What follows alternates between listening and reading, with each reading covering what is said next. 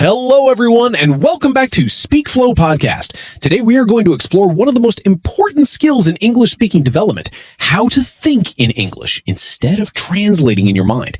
If you've ever felt that you know English words but still struggle to speak smoothly, then this episode is especially for you. Hello, everyone. I am glad to be part of this discussion. This topic is very important because thinking in English is not just a language skill, it is actually a mental processing skill. Many learners believe that speaking English is about memorizing vocabulary or learning grammar rules, but the real issue is much deeper. It is about how your brain processes language in real time. Emma, many learners feel that they understand English perfectly when reading or listening, but when they try to speak, their mind becomes slow. Why does this happen at the psychological level? This happens because of a difference between passive understanding and active production. When you read or listen, your brain has enough time to process meaning. It can go back, recheck, and even guess context. But when speaking, your brain has to perform multiple tasks at the same time. It must retrieve vocabulary, apply grammar, structure sentences, and produce speech instantly. This is where translation becomes a problem. Instead of directly producing English, the brain first builds the idea in the native language, then converts it into English. This two-step process creates delay, hesitation, and breaks fluency. So basically, the issue is not lack of knowledge, but lack of speed in mental processing? Exactly. Fluency is not about how much English you know, but how quickly you can access and produce it without translation. Emma, why does the brain rely so heavily on translation instead of direct thinking in English? This is a very interesting question, and the answer comes from cognitive psychology. When we learn a second language after our first language is already established, the brain naturally uses the first language as a foundation. It acts like a bridge for meaning. So when a learner hears a sentence in English, the brain often does not directly connect meaning to English words. Instead, it converts English into the native language for understanding. This creates what we call intermediate translation processing.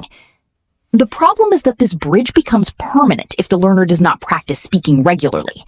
Over time, the brain becomes dependent on translation because it feels safe and familiar. So it is like the brain builds a habit and then it becomes difficult to break that habit? Yes, exactly. And habits in the brain are very powerful. The brain always prefers the easiest and most familiar path. If translation has been used for years, the brain will automatically continue using it unless we consciously retrain it. Now, another important factor is vocabulary access speed. Even if a learner knows many words, they may not be able to access them quickly in conversation.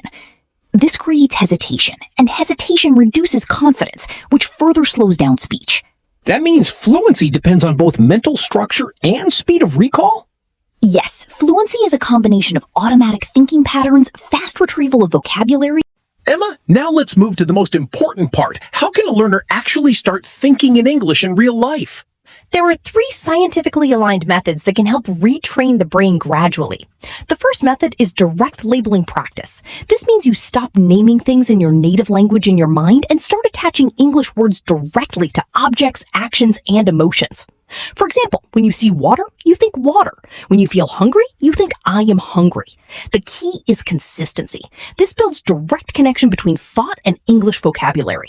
So this is like rebuilding the language system in the brain? Yes, exactly. You are essentially rewiring how meaning is stored. The second method is inner speech training. This means you deliberately think in English during your daily routine. Not complex sentences, but very simple ones. For example, I am going outside. I need to finish my work. I feel tired today. This trains your brain to produce English without translation.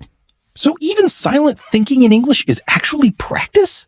Yes, silent thinking is one of the most powerful forms of practice because it trains internal fluency, not just spoken fluency.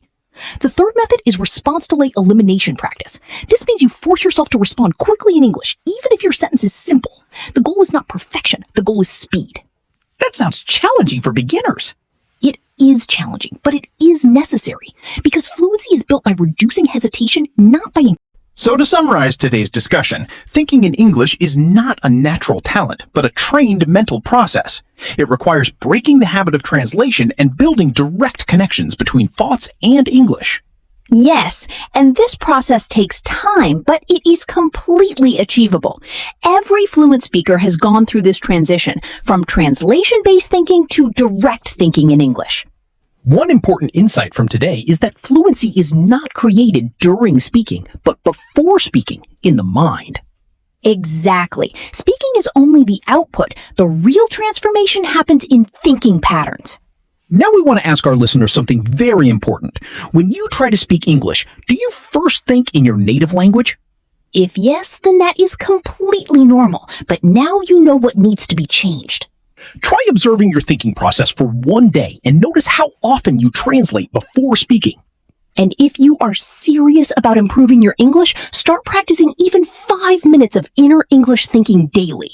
If you found this discussion helpful, make sure to like and subscribe to SpeakFlow Podcast. We will continue exploring practical English learning techniques in future episodes. Thank you everyone for listening. See you in the next episode. Goodbye everyone.